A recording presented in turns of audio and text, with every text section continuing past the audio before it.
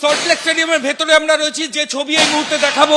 দর্শকরা কিন্তু স্টেডিয়ামের ভেতরে ঠিক প্লেয়াররা যেখান থেকে এন্ট্রি হয় সেই সামনে চূড়ান্ত ভাঙচুর চালাচ্ছে এবং একটা বেনজির ছবি এই মুহূর্তে সল্টলেক স্টেডিয়ামে। সরাসরি আমাদের ক্যামেরা পার্সন সন্দীপ পাল যে ছবি দেখাচ্ছে, আমরা একদম স্টেডিয়ামের প্লেয়ার লাউঞ্জ যেখানে আছে ওখানে রয়েছি। কার্যত পুলিশের হাত থেকে কিন্তু গোটা পরিস্থিতি বেরিয়ে গেছে এবং পুলিশ আধিকারিকদের হাতে এই মুহূর্তে কোনো নিয়ন্ত্রণ নেই। সরাসরি ছবি দেখো যে কিভাবে দর্শকরা যারা এসেছিলেন তারা মেসিকে দেখতে না পেয়ে ওপরের যে শেড রয়েছে সেই শেডে তারা ভাঙচুর করছেন। এবং এই যে লাউঞ্জ যেটা সন্দীপ পাল আমাদের ক্যামেরা পার্সন দেখাচ্ছে, সেটা কিন্তু এখন কার্যত পুরোপুরি এই বিক্ষুব্ধ যে দর্শক যারা মেসিকে দেখতে না পেয়ে বিক্ষোভ দেখাচ্ছে তাদের নিয়ন্ত্রণে চলে গেছে। ভেতরের ছবিটা দেখানো, সন্দীপ নিচে দেখাও, সন্দীপ নিচে দেখাও, নিচের লাউঞ্জের ছবিটা দেখাবো। এটা হচ্ছে প্লেয়ার লাউঞ্জ সল্টলেক স্টেডিয়াম। এখান দিয়ে ভিআইপিরা ঢোকেন এবং এখানে এই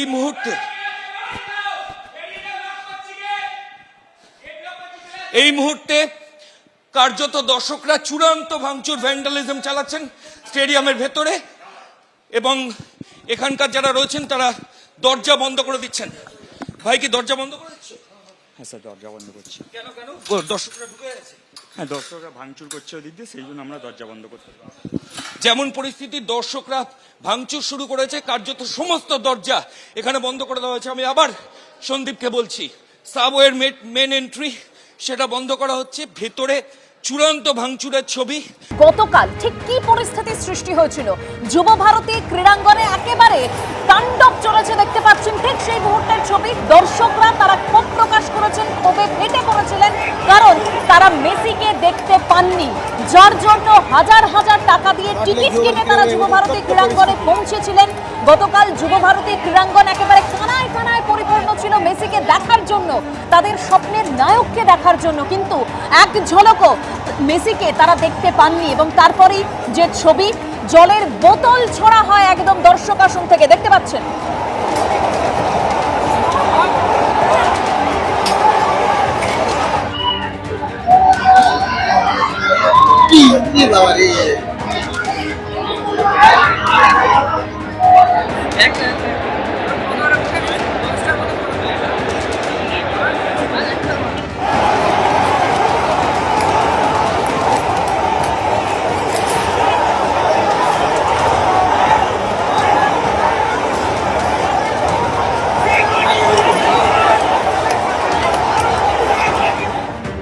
যুব ভারতী ক্রীড়াঙ্গনের গতকালের ছবি আপনারা দেখতে পাচ্ছেন। এই যে বাকেট চেয়ার, সেই বাকেট চেয়ার এখনো মাঠের মধ্যে যত্রতত্র পড়ে রয়েছে।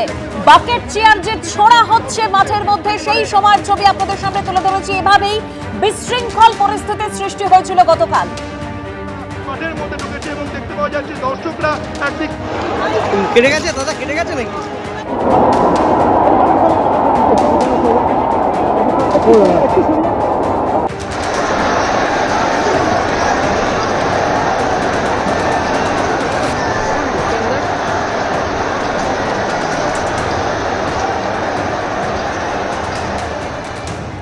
কার্যত ধ্বংসস্তূপের চেহারা নেয় যুব ভারতী ক্রীড়াঙ্গন এবং সেখানে আজ তদন্ত কমিটির সদস্যরা তারা যান। গতকালই এই তদন্ত কমিটি গঠন করে দিয়েছিলেন মুখ্যমন্ত্রী মমতা বন্দ্যোপাধ্যায়, যে তদন্ত কমিটিতে মুখ্য সচিব, স্বরাষ্ট্র সচিব রয়েছেন। একেবারে স্টেডিয়ামের ভিতরে ভিডিওগ্রাফি করেছেন তদন্ত কমিটির সদস্যরা এবং অবসরপ্রাপ্ত বিচারপতির নেতৃত্বে এই তদন্ত কমিটি গঠন করা হয়েছে। দেখতে পাচ্ছেন তারা সেখানে গিয়েছেন এবং মাঠের মধ্যে যেরকম বলছিলাম এখনো সেই বাকেট চেয়ার যত্রতত্র পড়ে রয়েছে, সেই ছবি ধরা পড়েছে।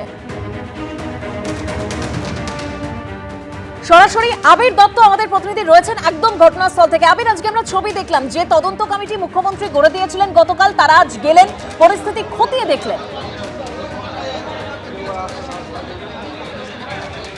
দেখো, একেবারেই এখনো পর্যন্ত তাদের এই যে মিটিং, সেই মিটিং চলছে এবং তারই মাঝে আমরা দেখলাম রাজ্যপালও এসে পৌঁছেছেন এবং মুখ্য সচিব, স্বরাষ্ট্র সচিব এবং অবসরপ্রাপ্ত বিচারপতিকে নিয়ে এই যে তদন্ত কমিটি, সেই তদন্ত কমিটি তাদের সম্পূর্ণ এই তদন্ত শুরু করলেন কোথা থেকে?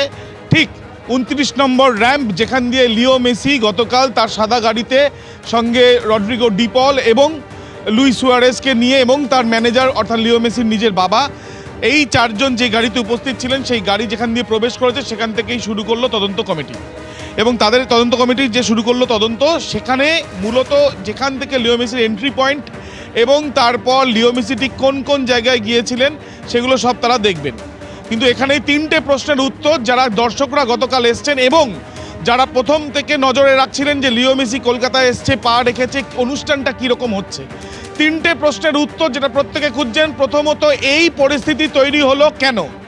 দ্বিতীয়ত, যে নিরাপত্তার দায়িত্বে থাকা পুলিশ, সেই নিরাপত্তার দায়িত্বে থাকা রাজ্য পুলিশের ডিজি তিনি উপস্থিত ছিলেন সল্টলেক স্টেডিয়ামে। এবং তারপর রাজ্যের মন্ত্রী, ক্রীড়ামন্ত্রী অরূপ বিশ্বাস, তিনি লিও মেসি ঢোকার সঙ্গে সঙ্গে সবসময় সেখানে ছিলেন। সেখানেই মাইক হাতে দেখা গিয়েছে শতদ্রু দত্তকে, যে শতদ্রু দত্ত সম্পূর্ণভাবে ইনিশিয়েটিভ নিয়েছে বলে প্রত্যেকটি ব্যানার থেকে আরম্ভ করে প্রত্যেকটি জায়গায় সেই প্রচার রয়েছে। শতদ্রু দত্ত গ্রেপ্তার হয়ে যাবার পরে এর পরেরটা কি?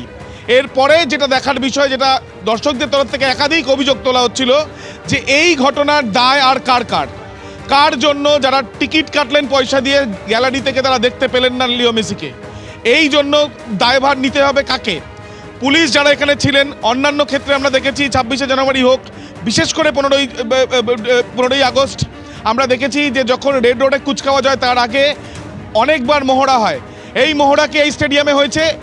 এই যে ঐতিহাসিক সল্টলেক যুবভারতী স্টেডিয়াম, সেই সল্টলেক যুবভারতী স্টেডিয়াম যেটা এশিয়ার অন্যতম একটি স্টেডিয়াম, 2036 সালে ভারত সরকারের তরফ থেকে যেটা চেষ্টা করা হচ্ছে যাতে অলিম্পিক অনুষ্ঠিত করা যায়, ভারতে নিয়ে আসা যায় অলিম্পিক গেমস, এবং সেই ক্ষেত্রে যুবভারতী ক্রীড়াঙ্গন অত্যন্ত গুরুত্বপূর্ণ একটি স্পট হতে পারে।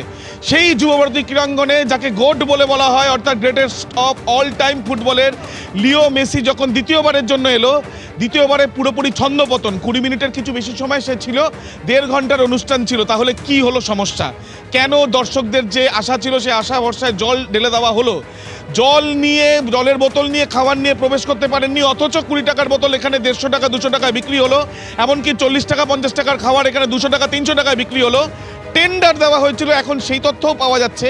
তাহলে এই সমস্ত বিষয়গুলো যেগুলো মানুষকে ঢুকতে দেওয়া হলো না জিনিসপত্র নিয়ে, বিশেষ করে খাবার দাবার, জল, কিন্তু ভেতরে বিক্রি করা হলো কোন সময়? একেবারে কাক ভরে যখন মানুষ এখানে এলেন।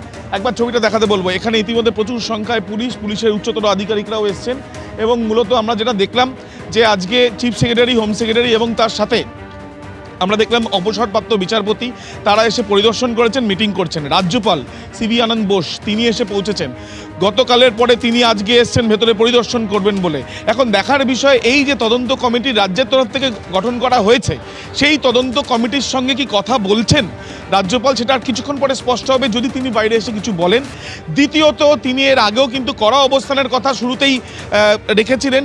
এই ক্ষেত্রে আজকে পরিদর্শনের পরে কি তিনি বলেন সেদিকেও নজর। তার কারণ এর আগে একাধিক যুবভারতীতে ডার্বি ম্যাচ হয়েছে, আন্তর্জাতিক ম্যাচ হয়েছে, যুব বিশ্বকাপের ম্যাচ হয়েছে, কিন্তু এই ধরনের পরিস্থিতি দূর দূরান্ত কেউ মনে করতে পারছে না যারা দীর্ঘদিনের ফুটবল প্রেমী। ইস্টবেঙ্গল মোহনবাগান ম্যাচেও বেশ কিছু উত্তেজনার পরিস্থিতি তৈরি হয়েছে, কিন্তু যুবভারতী ক্রীড়াঙ্গনকে এইভাবে কিন্তু ভাঙচুরের মুখোমুখি বা এইভাবে কঙ্কালসার চেহারাটি, ঠিক যে কথা তুমি বলছিলে যে এর আগেও একাধিক ম্যাচ হয়েছে, কিন্তু ফুটবল প্রেমীরা তারা মনে করতে পারছেন না যে যুবভারতী ক্রীড়াঙ্গনে এই যে গতকালের পরিস্থিতি সেটা কবে তৈরি হয়েছিল। যে ছবি আপনারা দেখতে পাচ্ছেন, একেবারে লন্ডভন্ড পরিস্থিতি যুবভারতী ক্রীড়াঙ্গনে। এবিপি আনন্দ, এগিয়ে থাকে, এগিয়ে রাখে।